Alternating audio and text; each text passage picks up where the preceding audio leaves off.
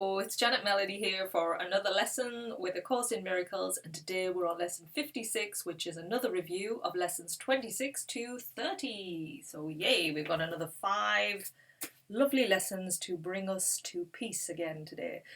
So these 5 lessons, we're asked to read each one, spend 2 minutes with each statement which is given. The links are under this video to read it yourself. So yes, 2 minutes with each one, let it really sink in so you understand it, you've got it ready, and then you can use that throughout your day basically to help you deal with any disturbing, whatever is taking you away from your peace, whatever you think you're seeing. Use one of these lessons to rejig that seeing into something that's really true, powerful and calming, which is what we want. So let me read each lesson and the statement, and then we can have a little chat at the end about how I feel about each one, and then take this away in whatever way feels right for you. You know, my thoughts are just my thoughts. You have your opinions and they're valid, but remember, don't put any meaningless thoughts on anything. Create your reality from the truth which comes from within. So the first lesson, 26, is my attack thoughts are attacking my invulnerability, or you could say your insecurity, your peace, they're attacking it. How can I know who I am when I see myself as under constant attack? Pain, illness, loss, age, and death seem to threaten me. All my hopes and wishes and plans appear to be at the mercy of a world I cannot control. Yet perfect security and complete fulfillment are my inheritance. I have tried to give my inheritance away in exchange for the world I see. But God has kept my inheritance safe for me. My own real thoughts will teach me what it is. So that one's my attack thoughts are attacking my invulnerability. The next one, 27. Above all else, I want to see. Recognizing that what I see reflects what I think I am, realize that vision is my greatest need. The world I see attests to the fearful nature of the self-image I have made. If I would remember who I am, it is essential that I let this image of myself go. As it is replaced by truth, vision will surely be given me, and with this vision I will look upon the world and on myself with charity and love. So that's above all else I want to see. The next one, 28. Above all else, I want to see differently. The world I see holds my fearful self-image in place and guarantees its continuance. While I see the world as I see it now, truth cannot enter my awareness. I would let the door behind this world be opened for me, that I may look past it to the world that reflects the love of God. So that one's above all else, I want to see differently. Number 29. God is in everything I see. Behind every image I have made, the truth remains unchanged. Behind every veil I have drawn across the face of love, its light remains undimmed. Beyond all my insane wishes is my will united with the will of my Father. God is still everywhere and in everything forever, and we who are part of him will yet look past all appearances and recognize the truth beyond them all. That's God is in everything I see. Number 30. God is in everything I see because God is in my mind.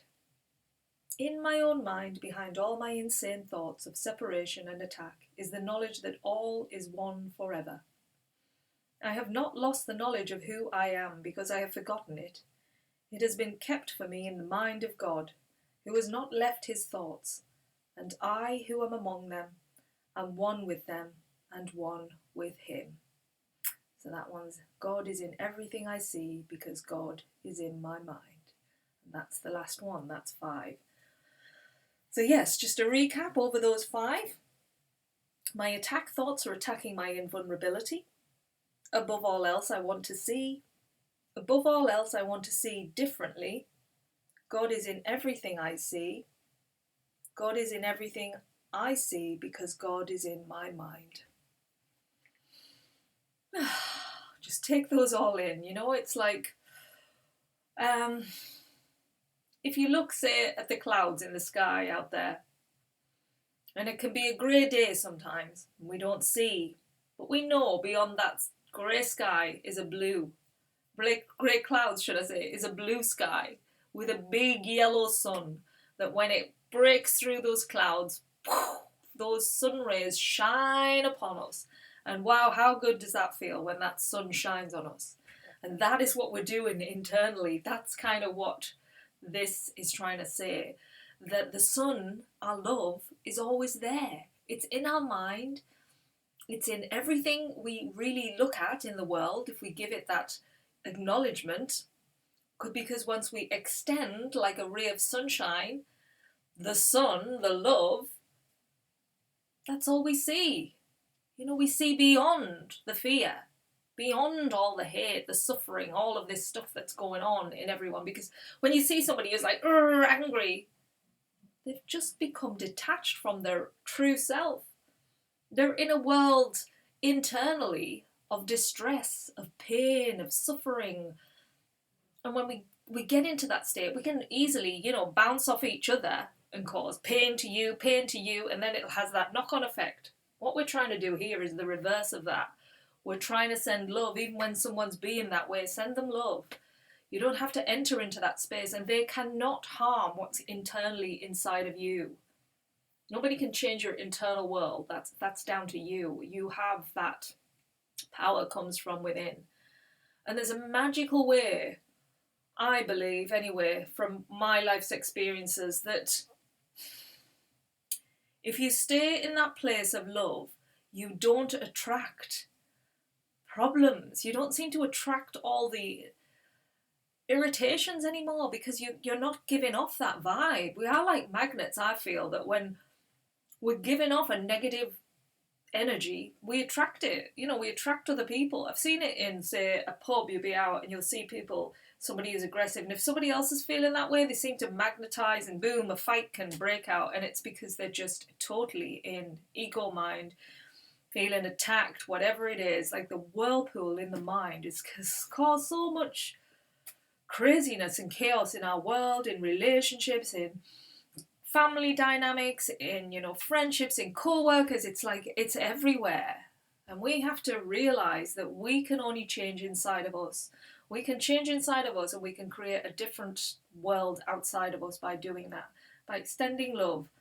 I mean, if you walk past somebody in the street and they smile at you and say, hi, how good do you feel inside? Or someone passes you and goes, and looks at you like that, it can really shift how you feel, but you have control of that.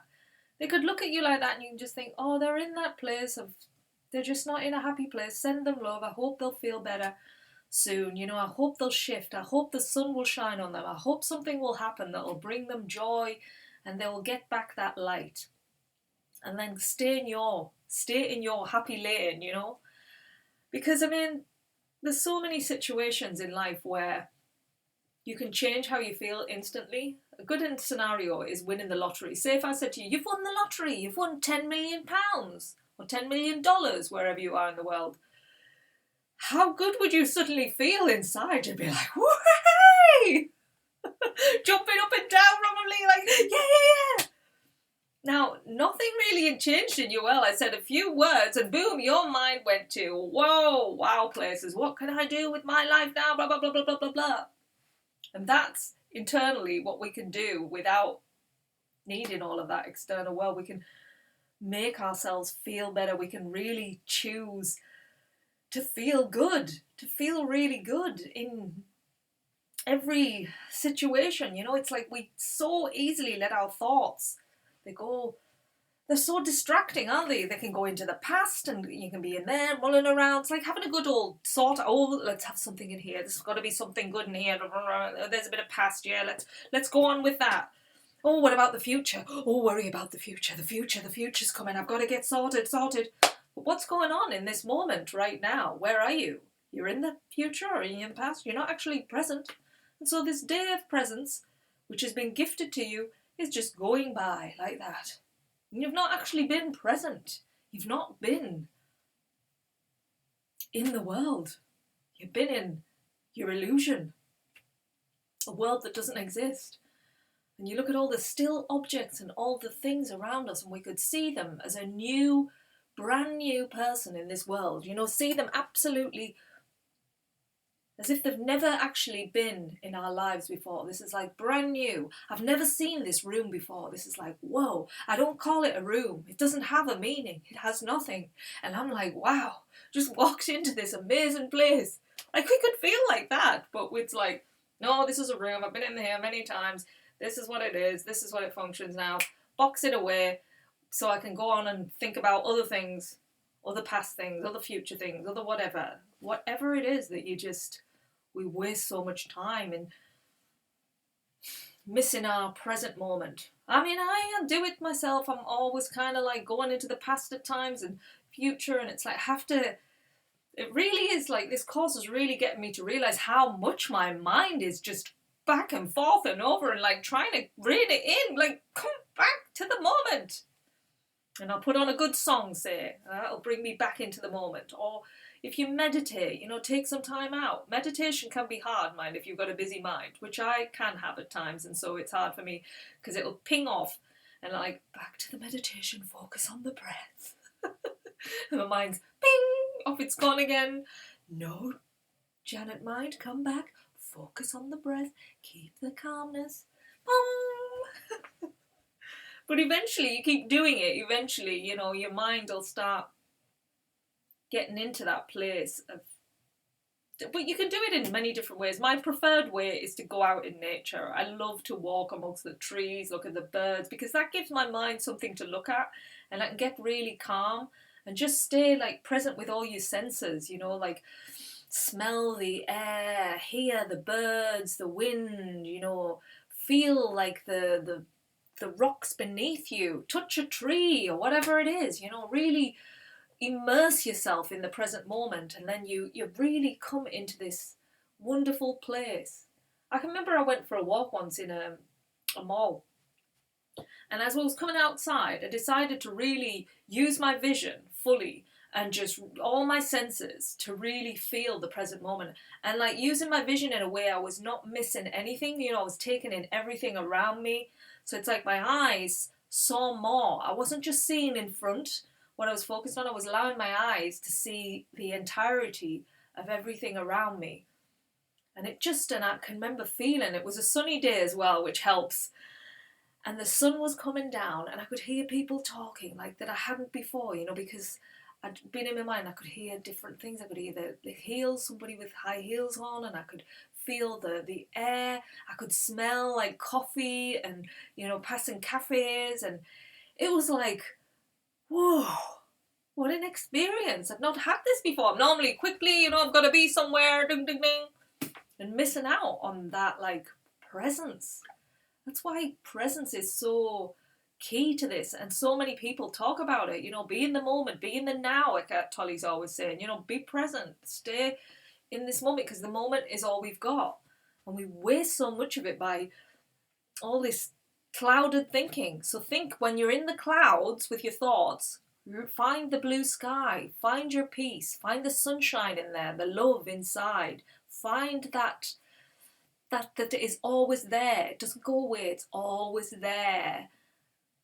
And that will bring you back to peace. So use the lessons. My attack thoughts are attacking my invulnerability. So attack thoughts, they're attacking your peace, your insecurity. Your security, should I say. Above all else, I want to see. So above all of this that's causing me pain, I want to see. I want to see what's really going on out there. I want to see the truth. I want to see the joy. And above all else, I want to see things differently. I don't want to see it the way I've been given it the meaning. I want to see it completely different, like I've never seen it before. And then God is in everything I see. So that love, it's in everything. It's in the trees, it's in the people, it's in everybody around me. It's there, that light, that sunshine is in everything. It's not void in anybody, it's in them. They've just lost the way. So you got to see past it and know that it's in everything. And then the last one, God is in everything I see because God is in my mind. So the sun that shines in your mind shines in the minds of everybody, and it just lights up the world. So let these lessons really light up your day today and shift any situation that's making you feel whatever it is, that wherever it's taken you, if you're not feeling good, if you're not feeling at peace, grab one of these lessons, grab it, grab hold of it, take it in, and really shift your perspective. And I just wish you a beautiful day today, a beautiful day of peace. Thank you for listening, because it was a long one, and I will see you tomorrow. Take care. Bye.